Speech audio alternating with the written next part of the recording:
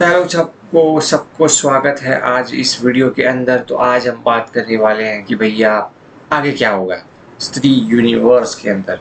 तो अगर आपको ये वीडियो पसंद आए तो चैनल को सब्सक्राइब करना ना भूले, सब्सक्राइब कीजिए और बेल आइकन को भी दबा दीजिए ताकि मैं ऐसे वीडियो लाता रहूँ। तो भैया आगे क्या होगा इस मूवी के अंदर, हमें कुछ नया देखने को मिलेगा क्या? अक्षय कुमार और स्त्री में भी विलन देखने को मिल सकती है हमें। तो हाँ, no doubt no doubt no doubt no doubt हमें बहुत सारी चीज़ें देखने को मिली स्त्री 2 के अंदर। जो स्त्री 1 थी वो यहाँ पर थी और स्त्री 2 मैं कहूँगा बहुत ज़्यादा ऊपर हाई लेवल पर।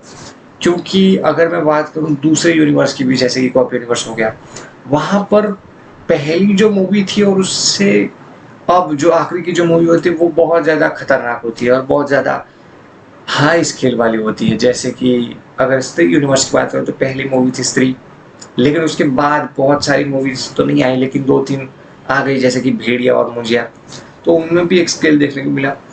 लेकिन ये स्त्री 2 वाली मूवी है जो एंड के अंदर आपने सीन देखा होगा, तो ये एक टाइप ऑफ एवेंजर्स भी देखने को हमें मिलती है कि भैया हाँ, एवेंजर्स टाइप चीज़ें भी हमें इस मूवी को देखने को मिली। जैसे कि कैसे लास्ट के अंदर स्त्री भी आती है और सारी चीज़ें, सारे लोग आते हैं, मतलब मोटा मोटी सारे लोग, आप समझ ही जाओ। अगर मूवी देखोगे तो आपको पता चल ही जाएगा। तो एवेंजर्स टाइप मूवी भी आप बोल सकते हो। भले ही एवेंजर्स पार्ट 1 के अंदर उतने सारे हीरोज नहीं थे, उसमें सिर्फ 4 या 5 ही थे। तो वैसे ही यहाँ पर भी हमें देखने को मिले। लेकिन जैसे जैसे स्टोरी, मतलब कि जो ये यूनिवर्स है वो बिल्डअप होता जाएगा आगे के आगे के आगे तरफ, हमें दूसरे सारे बड़े बड़े विलन्स भी देखने को मिल सकते हैं। जैसे कि अक्षय कुमार तो विलन्स हैं ही, एक विलन, बड़े विलन, मुझे नहीं लगता वो इतनी आसानी से चली जाएंगी। वो कुछ ना कुछ फ्रीडम मिलाएंगे ही मिलाएंगे। जैसे कि हमें मूवी के अंदर भी दिखाया जा रहा है कि वो भले ही पागल होने की एक्टिंग करते हो, लेकिन नहीं, वो बहुत ही डेढ़ शानाबंदी करते हैं। और मूवीज के अंदर की बात कर रहा हूँ, कैरेक्टर की बात कर रहा हूँ, जो यहाँ पे एक अलग ही छाप छोड़ता है कि भैया ये वाला विलन है, वो अपनी ताकत के बल पे तो जीतेगा ही सारी चीज़ें, लेकिन उसके साथ साथ उसके पास एक माइंड है, बहुत ही अच्छा माइंड है, और वो शातिर माइंड भी यूज़ करता है। नो डाउट बहुत ज़्यादा अच्छी विलन की कैटेगरी में जाने वाले हैं, और जो मोगेम्बो और वो सारी चीज़ें हैं उस कैटेगरी में भी जा सकते हैं। तो अच्छी बात है। और यहाँ पे हीरो को उतनी ज़्यादा प्रायोरिटी नहीं दी गई जितना कि हीरोइन स्त्री को शक्ति दी गई है। इसीलिए शायद सारे लोग स्त्री स्त्री स्त्री वाली चीज़ें कर रहे थे और राजकुमार राव की कोई बात नहीं कर रहा था।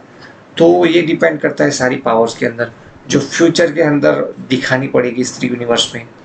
राजकुमार राव को भी दिखानी पड़ेगी, क्योंकि अगर उनको टिके रहना है तो उनको पावर्स देनी ही पड़ेगी, चाहे वो किसी भी तरीके से हो, चाहे वो पावर्स ले रहे हैं कहीं से या फिर कोई दूसरी चीज़ हो रही है। तो मैं यही बोलना चाहूँगा कि भैया यहाँ पे इसके लिए ही उनकी बातें चल रही थी श्रद्धा कपूर की बड़ा चढ़ा के, क्योंकि उनके पास पावर्स थी इसीलिए। और उसके साथ ही साथ वरुण धवन की भी बात, क्योंकि उसके पास भी पावर्स है, भले ही भेड़िया बनेगी लेकिन पावर्स तो है ना। तो वैसे ही मैं यही बात बोलना चाहूँगा कि भैया आज नहीं तो कल मूवी के अंदर राजकुमार राव को भी पावर्स देनी होगी। ऐसा नहीं चलेगा कि भैया आपने पावर्स दी ही नहीं और इस जैसे चल रहा है वैसे ही चलने दिया, नहीं, वो हार्मफुल हो जाएगा कैरेक्टर के लिए भी कि भैया वो कैसे डील करेगा कि इस सब पूरी शक्तियों से, और फिर मूवीज़ के लिए भी कि वो कैसे डील करेंगे इन सारी चीज़ों से। तो बस